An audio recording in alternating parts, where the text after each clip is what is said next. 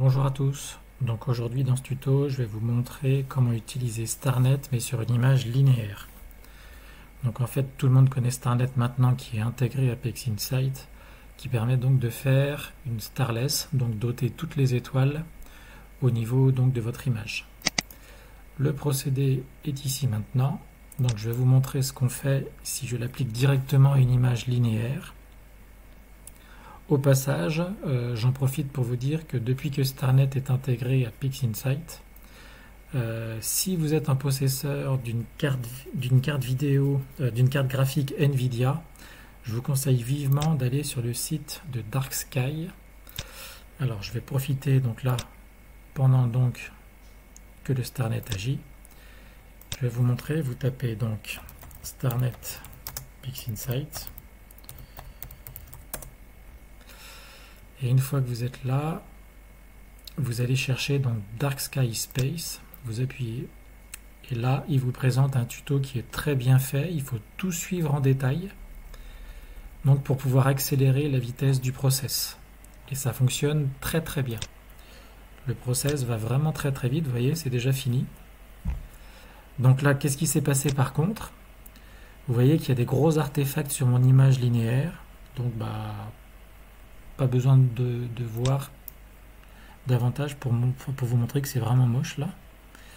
Bref, donc je reviens en arrière. Le petit truc, ça consiste donc à délinéariser l'image, mais la faire revenir en linéaire après. Donc un truc tout bête, c'est vous ouvrez un Pixelmatte. Au niveau de cette image là, vous faites ST multiplié par 40. Vous créez ici en dessous une nouvelle image. Et voilà ce que ça donne. Donc en fait, au préalable, je m'assure à ce que au niveau de mes étoiles ici, j'ai quasiment, on va dire, la même taille d'étoiles, ce qui est le cas environ ici. Donc moi, voilà, j'ai fait la remarque que la valeur de 40 fonctionne bien. Je vais essayer de faire la même au niveau de 50.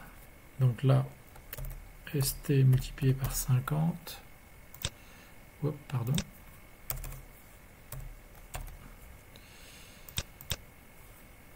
Voilà ce que me donne l'image. Vous voyez, ça fonctionne plutôt pas mal aussi. Très peu d'écart entre les deux. 40, 50, ça se vaut. Voilà. Bon, peu importe, je vais garder. J'ai remarqué que des valeurs entre 40 et 60 fonctionnaient correctement. Je vais garder celle de 50, ici. Donc ça, c'est mon image de base, qui est linéaire. Celle-là, du coup, elle l'est plus. C'est-à-dire que là, si je ferme, elle reste comme ça. Donc je vais appliquer StarNet maintenant sur cette nouvelle image. Et donc au lieu d'avoir donc les artefacts disgracieux qu'on avait ici la dernière fois, et ben ça va normalement, enfin j'espère, normalement ça va fonctionner ici. Donc là au niveau de la console, vous pouvez voir l'avancement du process. Donc on voit bien quand même que maintenant StarNet a été très très bien optimisé pour fonctionner relativement rapidement. Donc surtout la valeur que vous avez mis avec Pixelmatte, vous la retenez, parce que c'est celle qui nous servira par la suite, en faisant l'opération inverse, à revenir en linéaire. Donc voilà, voilà ce que donne mon image. On voit que maintenant, il n'y a plus d'artefacts, elle est vraiment jolie partout. Donc là, c'est vraiment une image qui sort de l'empilement que je vous ai montré. Et donc par la suite, je rouvre un Pixelmatte. Je fais donc mon ST, sauf que là je le divise par 40. Toujours pareil, créer une nouvelle image. Hop. Et voilà, mon image d'intégration ici. En starless, qui est exactement la même que celle-là. Donc voilà comment faire un starless sur une image linéaire grâce à Pixelmatte et à StarNet. Donc vous voyez, c'est pas bien méchant et ça se fait en 2-3 clics. On peut donc du coup maintenant, alors ça peut être intéressant par exemple pour travailler au niveau des détails et pouvoir faire par exemple une déconvolution uniquement ici sans toucher les étoiles.